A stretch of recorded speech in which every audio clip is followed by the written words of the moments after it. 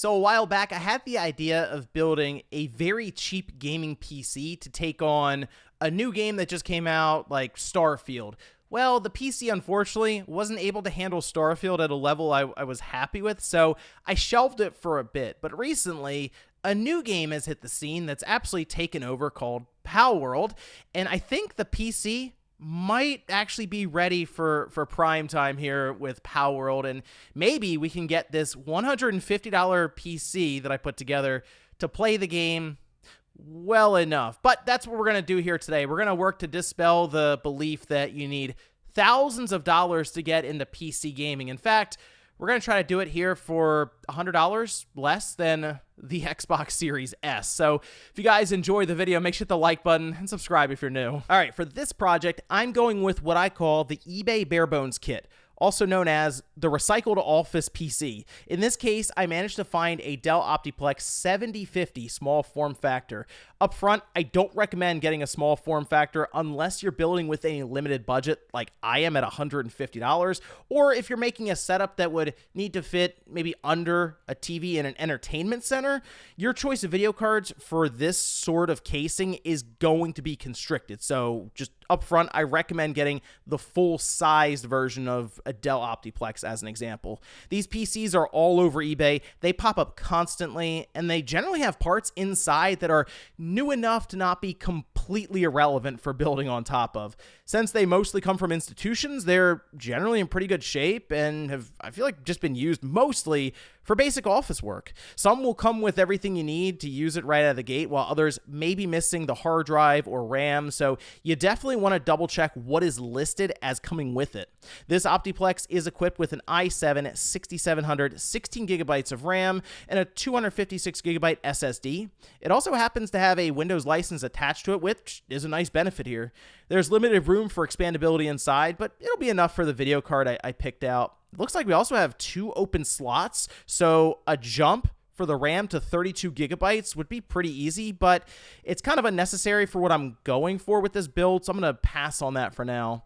I managed to get this Optiplex altogether for $95, and looking at it, it's basically turnkey. It would work fine as is for basic web browsing, emulation, and even some light video editing work. And while the $95 is a pretty good deal, I would say, for the Dell Optiplex with what comes in it, I need people to understand that there are drawbacks to going the route of the eBay Barebones kit, mostly in that you are fairly limited in everything about it. Like Dell, HP, these different companies put these things together with specific form factors and setups for boards or power supplies, and sometimes you may not be able to upgrade it as much as you would like. So keep that in mind if you decide to cut costs by getting one of these PCs. You really want to take a look and do your research as to how far you can push the thing. It wasn't terribly messy inside either, but I figured it's worth opening to clean out and add fresh compound for the CPU. It has a typical stock heatsink and fan on top with a shroud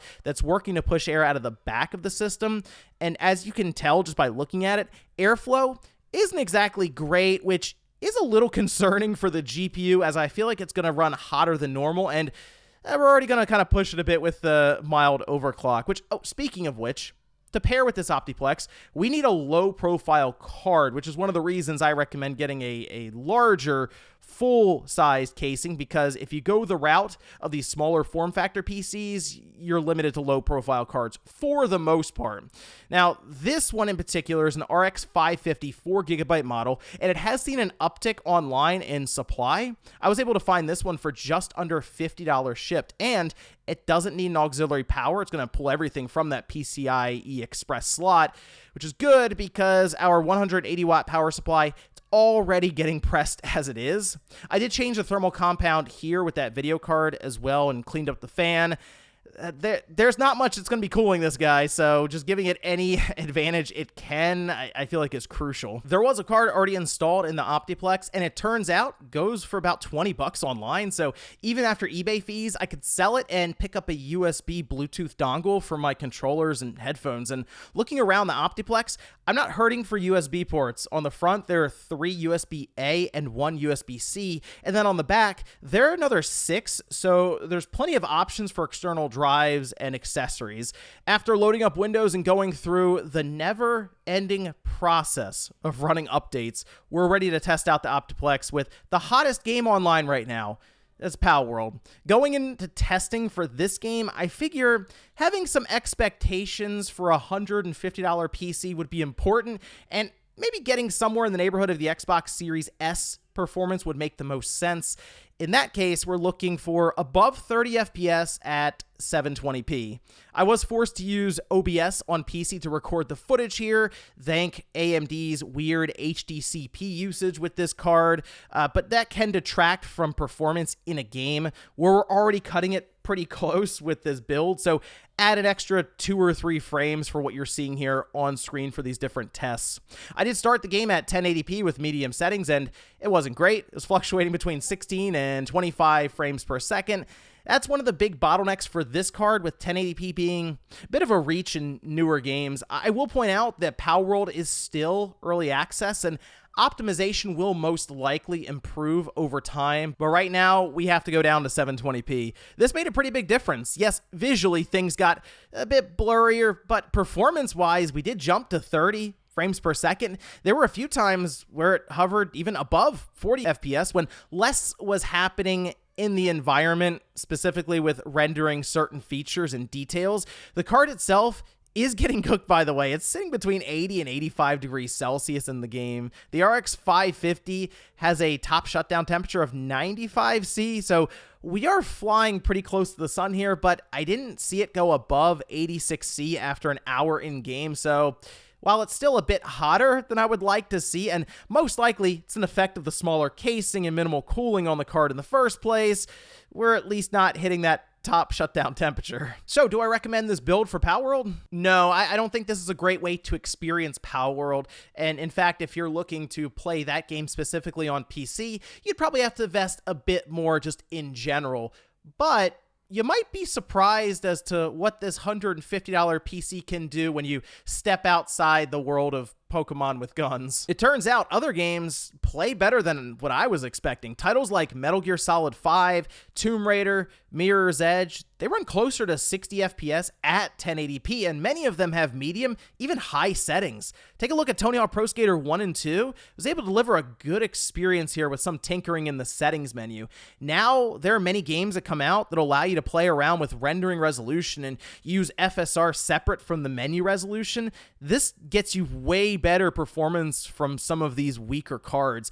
Oh, and for emulation, this build was pretty good. GameCube runs and looks great, pushing native resolution up to 1080p, along with anti-aliasing while holding a steady frame rate, and even PS3 games ran better than I figured they would, with 3D Game Heroes looking great. Also, what happened to this game? How do we get to it coming back with a remaster? Because I feel like there are just too many people watching this video right now who have no idea what this title is, and that's a shame. Anyway, the point here is while PC gaming is viewed as an expensive hobby and impossible to get into without thousands of dollars, it's actually possible to get in for a couple $100s. What I'm showing you here is just about the floor for getting in at $150, but if I just doubled the budget to $300, I could do a whole lot more here. And let me know if that's something you would like to see, if I moved the budget up to $300 and looked around a bit more with some of the used markets, what we could accomplish here. Because that's the biggest thing when it comes to PC gaming, is the belief that when you see the $1,000 video card get announced, that's the only real way to get into the space, when really you could build a decent enough gaming PC for the price of an Xbox Series X or a PS5 coming in at like $500. But it's a lot of fun putting this together and seeing what kind of results we could get. And hey, being able to recycle and reuse some of these office PCs that are just laying around online, it's actually pretty fun to do. But let me know what you guys think about this one down below. Thank you so much for watching, and I'll see you next time.